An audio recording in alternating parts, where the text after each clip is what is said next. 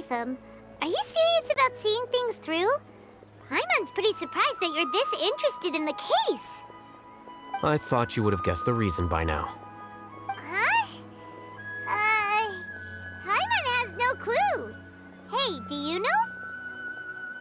Yes, we were classmates. Oh, so that's why you asked to come along when Arav briefed you on the situation.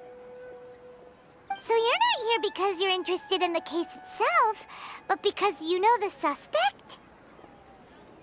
You couldn't be further from the truth, but I wasn't expecting much from you to begin with. For the time being, all you need to know is that we were once classmates. I became the scribe afterwards while he continued his academic endeavors. He submitted a thesis 1 year ago, and the Grand Sage at the time asked for my opinion. I did not approve of it because it committed one of the 6 cardinal sins by touching upon human evolution. From violating matters regarding human evolution to attempting the forbidden and fearing none, the 6 cardinal sins are the origin of all evil in this world. They are also what the sages use as a reference when formulating or amending the rules of the academia. My opinion was that Siraj's research was both overly naive and in violation of various core principles. The Grand Sage took some of my suggestions on board and ultimately decided to reject the application. So that's why he's buying energy sources and electrical components. He's most likely trying to circumvent the rules and conduct his experiment in secret. That sounds super suspicious. Oh, we gotta stop him. Ilias, can you try to remember things again? Maybe something new will pop up.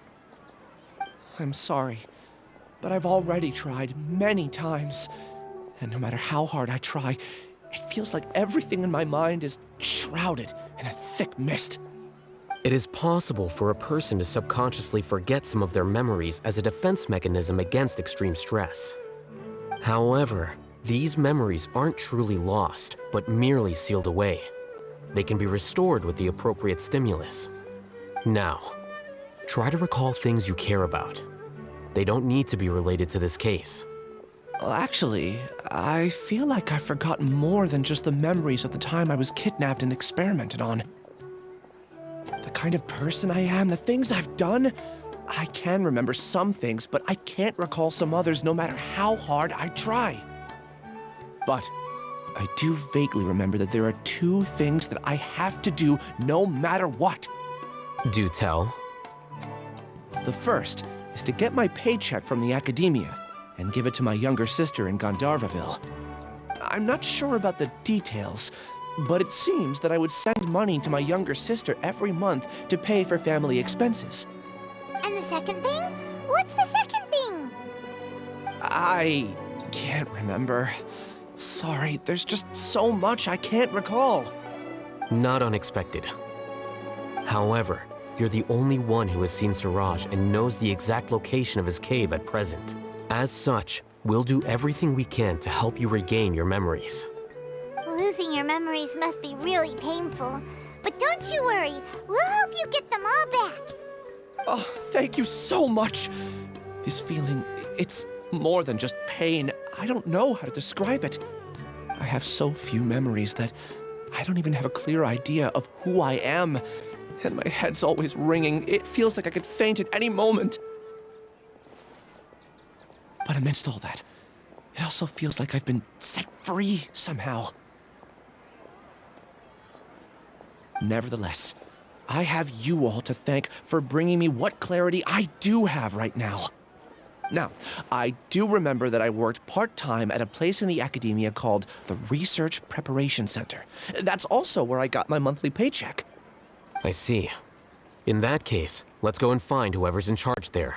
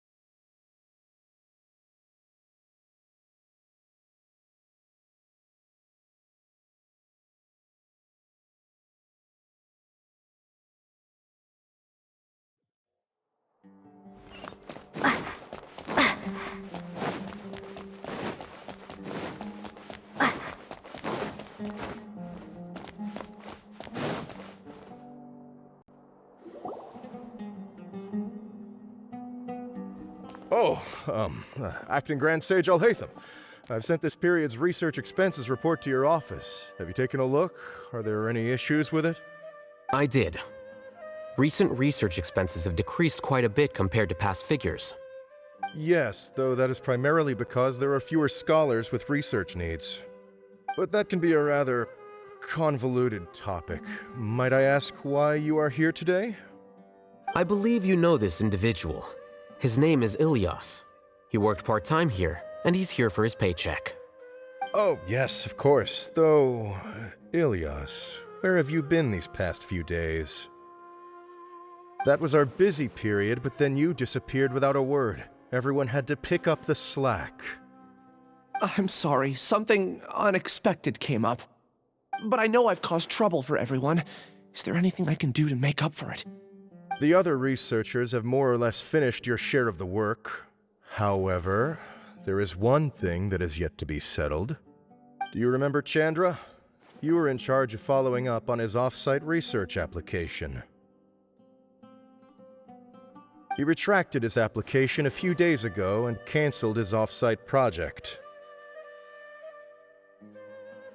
He's the 12th person to retract a research application this month. I'd like you to ask him why he did that. Chandra is probably having coffee at this hour, so you can find him at the cafe. Understood. Then, about my paycheck. I'll pay you in full once you return. However, make sure you don't disappear without saying anything again. Be considerate to your colleagues and give them some forewarning at least. Is this acceptable, Acting Grand Sage Alhaitham? I have no objections.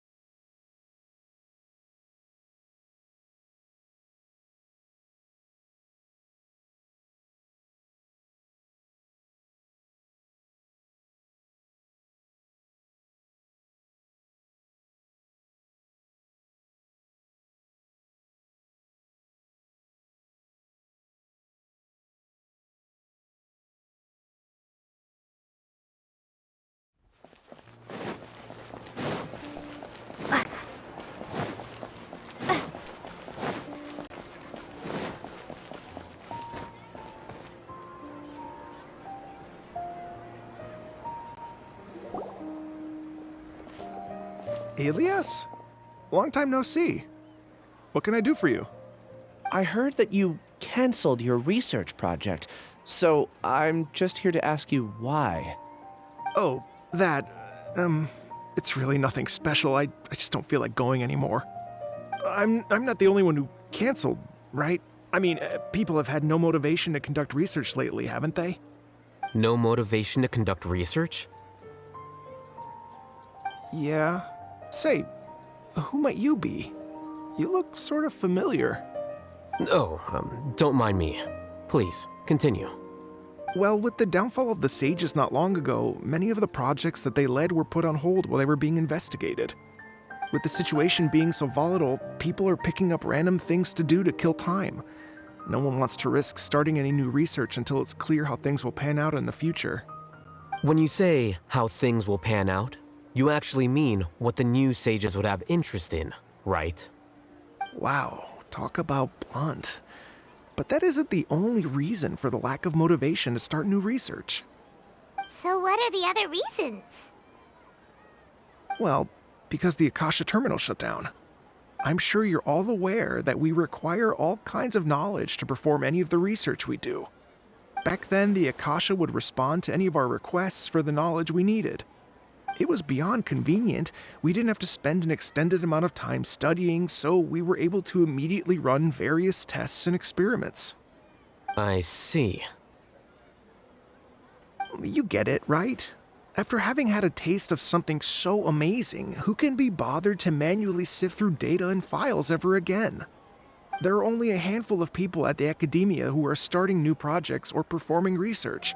Most people are like me, waiting for a recognized researcher to start a project before immediately applying to join. Although our names will be further down in the paper, we'll have a much easier time. We don't have to do most of the mental heavy lifting. All we have to do is focus on our assigned tasks.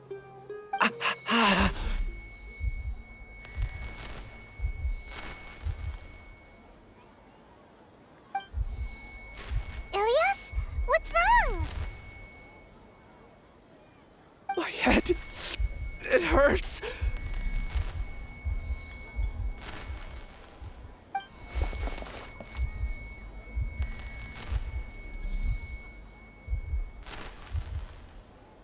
I remember now. I remember what Siraj said to me as he approached. You will become Siraj number 36. Fuse yourself with a consciousness under my control. Think only in accordance with a set module, like a worker bee in a beehive. Paimon doesn't get it. What does that even mean? It's what Siraj was researching and the topic of the thesis he had submitted. Collective consciousness and the path of evolution. Siraj believed that by achieving 3 objectives, he could create a collective consciousness in human society and drive humans toward their ultimate evolution. First, he would rank test subjects in descending order of ability, with number 1 serving as the Overmind. This Overmind would then divide tasks into numerous modules and delegate them to the collective's members based on their assigned number. Lastly, members would share their memories and emotions to facilitate the rapid exchange of information within the collective.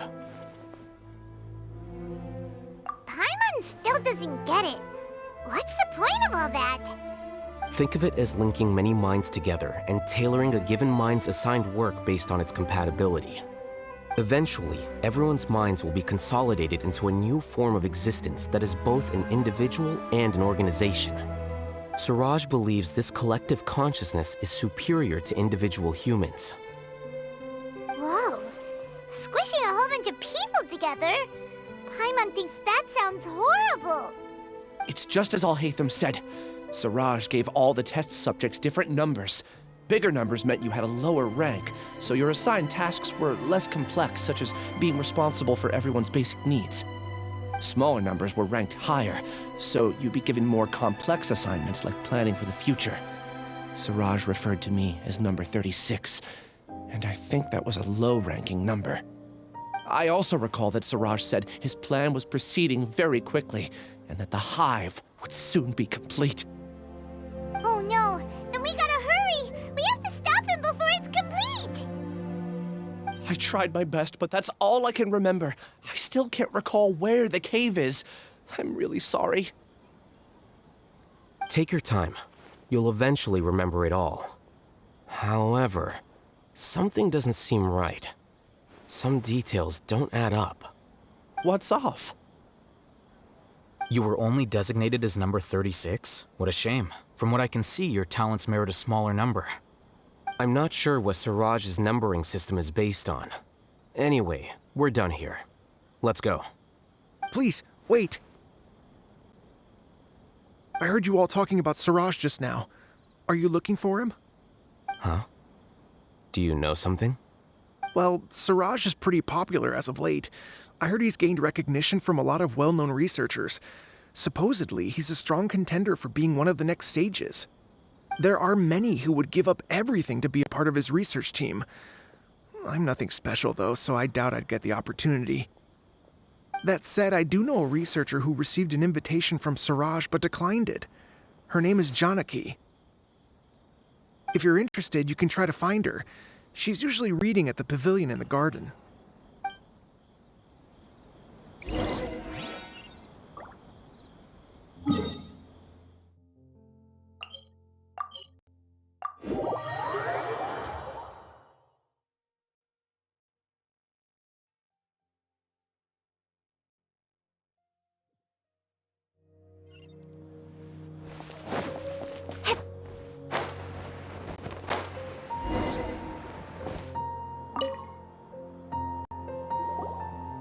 Janaki? We'd like to ask you a couple of things about Siraj. Ilyas? Do you know me? I'm sorry, but I don't recognize you. Are you playing dumb with me? No, I'm not. I actually have amnesia, so I've lost a lot of my memories. And? Are you trying to say that I should forgive you just because you've forgotten what you've done? Or are you using the acting grand sage as backup to settle things with me? The two biggest loners teaming up. What a terrible thought. That's enough. There seems to be a dispute between the two of you, but I have no interest in that. I heard that Siraj once invited you to join his project. Is that true? So, what if it is? Siraj did extend an invitation to me, and I was also interested in his project. I think it was about collective consciousness or something. Anyway, he said that I could be number 45. I refused because I thought that rank was too low. No one wants to be placed at the bottom. Certainly not me. Ilyas is number 36, and Janaki was supposed to be number 45. Ugh, just how many people did Siraj have his eyes on? Tell me, did Siraj tell you how he assigned numbers? Yeah. Remember how the sages took advantage of the Akasha and extracted Yana energy from our heads back then? They left a document that records the amount of Yana energy that the Akasha had extracted from each person. I don't know how Siraj got his hands on that document, but he used it as the basis for his numbering system. I see. He believes that this data can be used to evaluate a person's computing power. Putting aside the validity of the data, it is meaningless to judge individuals based solely on their jnana energy. At most, jnana energy can only be seen as representing a portion of a person's abilities. Humans are complicated beings, so it is impossible to evaluate them using a single criterion. See? I knew I couldn't have only been ranked as 45. What else do you know about Siraj? That's it. He came to me, I refused, and that was the end of it. Is there anything else you needed?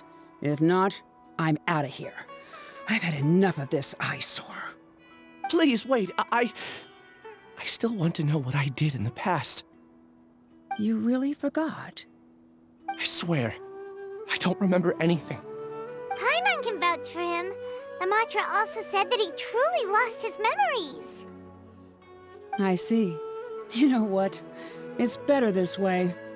I get angry just thinking about it, so I really don't have the patience to fill you in. All you need to know is that you got a lot of people in trouble back then, including me. That's all I have to say. Goodbye.